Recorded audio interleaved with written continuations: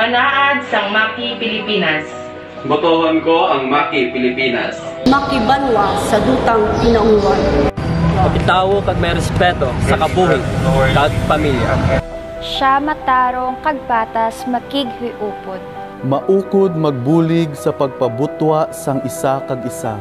Makihustisya, may kabalaka. Mainilik doon sa isig katamo. Naga, upod sa tanan, wala siya, nagapangbiya. Maka, parigayon sang kaayuhan para sa tanan.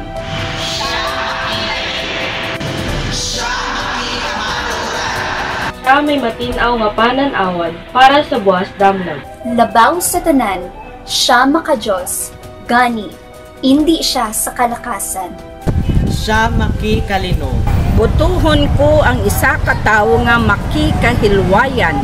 Isa ka pinuno nga makidunang manggad. Isa ka Pilipino nga mapuslan.